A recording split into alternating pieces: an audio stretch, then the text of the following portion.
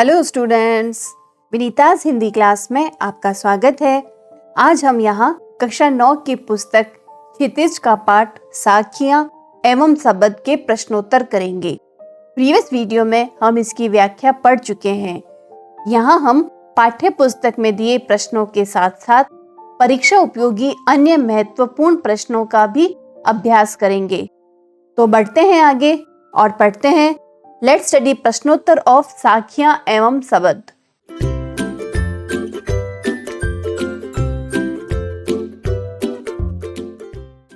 पहला प्रश्न, मानसरोवर से कवि का क्या आशय है? मानसरोवर के दो अर्थ हैं। एक इसका शाब्दिक अर्थ हुआ एक पवित्र सरोवर जिसमें कि हंस विहार करते हैं या घूमते हैं, और दूसरा इसका भावार्थ था पवित्र मन या मानस। अगला प्रश्न, कवि ने सच्चे प्रेमी की क्या कसौटी बताई है? कवि के अनुसार सच्चे प्रेमी की कसौटी यह है कि उससे मिलने पर मन की सारी मलिनता नष्ट हो जाती है, सारे पाप धुल जाते हैं और सद्भावनाएं या अच्छी बातें जागृत हो जाती है। नेक्स्ट है, तीसरे दोहे में कवि ने किस प्रकार के ज्ञान को महत्व दिया है? उस दोहे में अनुभव से प्राप्त आध्यात्मिक ज्ञान को महत्व दिया गया है। अगला प्रश्न, इस संसार में सच्चा संत कौन कहलाता है? इस संसार में सच्चा संत वही है जो जाति, धर्म, संप्रदाय आदि के भेदभाव से दूर रहता है, तर्क वितर्क, वैर विरोध और राम रहीम के चक्कर में पड़े बिना प्रभु की सच्ची भक्ति करता है। ऐसा व्यक्ति ही सच्चा संत होता है। नेक्स्ट क्वेश्चन, अंतिम दो दोहों के माध्यम से कबीर ने किस तरह की संकीर्णताओं की ओर संकेत किया है? अंतिम दो दोहों में कबीर ने निम्नलिखित संकीर्णताओं की ओर संकेत किया है।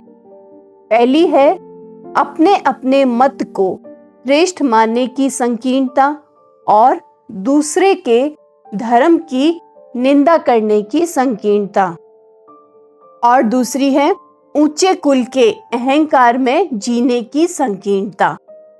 अगला प्रश्न, किसी भी व्यक्ति की पहचान उसके कुल से होती है या उसके कर्मों से? तर्क सहित उत्तर दीजिए। इसका उत्तर होगा किसी व्यक्ति की पहचान उसके कर्म से होती है, कुल से नहीं। कोई व्यक्ति यदि ऊंचे कुल में जन्म लेकर बुरे कर्म करता है तो वह निंदनीय होता है। इसके विपरीत यदि साधारण परिवार में जन्म लेकर कोई व्यक्ति अच्छे कर्म करता है तो समाज में वह आदरणीय बन जाता है।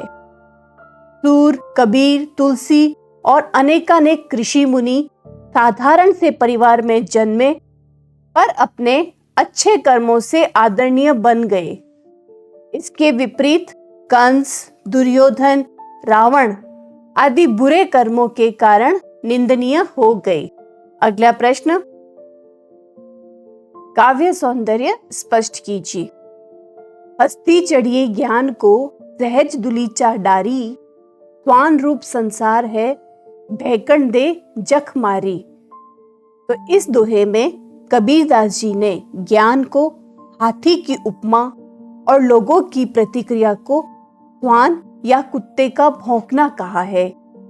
यहाँ पर रूपक अलंकार का प्रयोग किया गया है और दोहा छंद का प्रयोग है।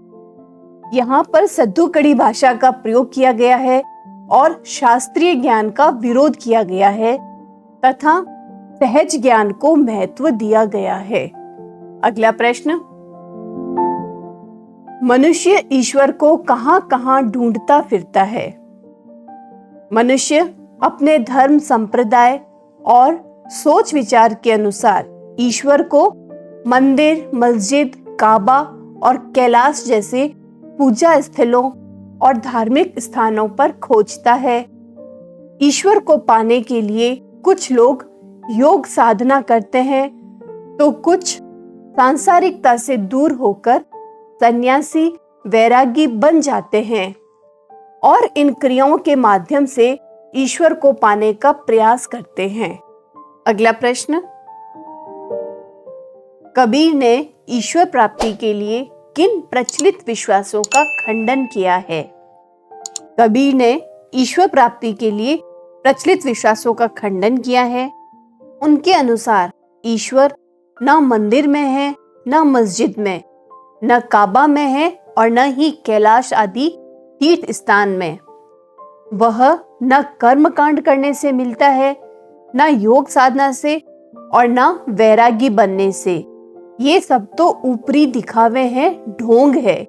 इनमें मन लगाना व्यर्थ है। नेक्स्ट है, कबीर ने ईश्वर को सब श्वासों की श्वास में क्यों कहा है? सब श्वासों की श्वास में से कवि का तात्पर्य है कि ईश्वर कण कण में व्याप्त है, सभी मनुष्यों के अंदर है। जब तक मनुष्य की सांस या उसका जीवन है तब तक ईश्वर उनकी आत्मा में है। अगला प्रश्न, कबीर ने ज्ञान के आगमन की तुलना सामान्य हवा से न कर आंधी से क्यों की? कबीर ने ज्ञान के आगमन की तुलना सामान्य हवा से न कर आंधी से की है, क्योंकि सामान्य हवा में स्थिति परिवर्तन की क्षमता नहीं होती, परंतु हवा तीव्र गति से आंधी के रूप में जब चलती है तो स्थिति बदल जाती है। आंधी में वो क्षमता होती है कि वो सब कुछ उड़ा सके और ज्ञान में भी प्रबल शक्ति होती है जिससे वह मनुष्य के अंदर व्याप्त अज्ञानता के अंधकार को दूर कर देती है। अगला प्रश्न, ज्ञान की आंधी का भक्त के जीवन पर क्या प्रभाव पड़ता है? ज्ञान की आंधी का मनुष्य के जीवन पर यह प्रभाव पड़ता है कि उसके सारी शंकाएं और अज्ञानता का नाश हो जाता है। वह मोह के सांसारिक बंधनों से मुक्त हो जाता है। मन पवित्र तथा निश्चल होकर प्रभु भक्ति में तल्लीन हो जाता है। अगला प्रश्न, भाव स्पष्ट कीजिए। हिति चित की द्वे थुनी गिरानी, मोह बलिंडा टूटा का भाव बताना है। यहाँ पर ज्ञान की आंधी के कारण मनुष्य के मन में पड़े प्रभाव के फलस्वरूप मनुष्य के स्वार्थ रूपी दोनों खंभे टूट गए तथा मोह रूपी बल्ली भी गिर गई। इससे कामना रूपी छप्पर नीचे गिर गया। उसके मन की बुराइयां नष्ट हो गई और उसका मन साफ हो गया। नेक्स्ट है, आंधी पीछे जो जल बूठा, प्रेम हरिजन भीना। इसका भाव बताना है। तो ज्ञान रूपी आंधी के पश्चात भक्ति रूपी जल की वर्षा हुई, जिसके प्रेम में हरि के सब भक्त भीग गए। अर्थात ज्ञान की प्राप्ति के बाद मन शुद्ध हो जाता है। नेक्स्ट क्वेश्चन, रचना और अभिव्यक्ति संबंधित प्रश्न। संकलित साखियों और पदों के आधार पर कबीर के धार्मिक और सांप्रदायिक सद्भाव संबंधी विचारों पर प्रकाश डालिए। पाठ में संकलित साखियों से ज्ञात होता है कि कबीर समाज में फैले जाति धर्म के झगड़े, ऊंच नीच की भावना, मनुष्य का हिंदू मुसलमान में विभाजन आदि से मुक्त समाज देखना चाहते थे। वे हिंदू मुसलमान के रूप में राम रहीम के प्रति कट्टरता के घोर विरोधी थे। वे समाज में सांप्रदायिक सद्भाव देखना चाहते थे। कबीर चाहते थे कि समाज को कुरीतियों से मुक्ति मिले। इसके अलावा उन्होंने ऊंचे कुल में जन्म लेने के बजाय साधारण कुल में जन्म लेकर अच्छे कार्य करने को ही श्रेष्ठ कर माना है। नेक्स्ट है, अब आता है भाषा अध्ययन संबंधित प्रश्न। निम्नलिखित शब्दों के तत्सम रूप लिखिए। तत्सम रूप किसे कहेंगे? आधुनिक भारतीय भाषा में प्रयुक्त ऐसे शब्द जो संस्कृत से बिना कोई रूप बदले ले लिया गया है वे तत्सम रूप कहलाते हैं। यहाँ शब्द है पखा पखी, इसका तत्सम शब्द होगा पक्ष विपक्ष। अनत का अन्यत्र, जोग का योग, जुगति का युक्ति, वैराग का वैराग्य और निरपक्ष का निष्पक्ष। ये थे आपके पाठ्य पुस्तक के प्रश्न। अब पढ़ते हैं पाठ्येतर प्रश्न या एक्स्ट्रा क्वेश्चंस। इसमें पहला प्रश्न, हंस किसके प्रतीक हैं? वे मानसरोवर छोड़कर अन्यत्र क्यों नहीं जाना चाहते हैं? तो हंस जीवात्मा के प्रतीक है। वे मानसरोवर को छोड़कर अन्यत्र इसलिए जाना नहीं चाहते क्योंकि उसे प्रभु भक्ति का आनंद रूपी मोती चुगने को मिल रहे हैं। ऐसा आनंद उसे अन्यत्र दुर्लभ है। नेक्स्ट है, मोट चूर्ण मैदा भया के माध्यम से कबीर क्या कहना चाहते हैं? मोट चूर्ण मैदा भया के माध्यम से कबीर कहना चाहते हैं कि हिंदू और मुसलमान दोनों धर्मों की बुराइयां समाप्त हो गई और वे अच्छाइयों में बदल गई। अब मनुष्य इन्हें अपनाकर जीवन संवार सकता है। नेक्स्ट है, कबीर सुवर्ण कलश की निंदा क्यों करते हैं? कबीर सुवर्ण कलश की निंदा इसलिए करते हैं क्योंकि सोने का कलश तो बहुत महंगा है, परंतु उसमें रखी सुरा या शराब व्यक्ति के लिए हर तरह से हानिकारक है। शराब के साथ होने के कारण सोने का पात्र भी निंदनीय बन गया है। अगला प्रश्न, कबीर मनुष्य के लिए क्रिया कर्म और योग वैराग्य को कितना महत्वपूर्ण मानते हैं? कबीर मनुष्य के लिए क्रिया कर्म और योग वैराग्य को महत्वपूर्ण नहीं मानते हैं क्योंकि मनुष्य इन क्रियाओं के माध्यम से ईश्वर को पाने का प्रयास करता है, जबकि कबीर के अनुसार ईश्वर को इन क्रियाओं के माध्यम से नहीं पाया जा सकता है। नेक्स्ट है, मनुष्य ईश्वर को क्यों नहीं खोज पाता है?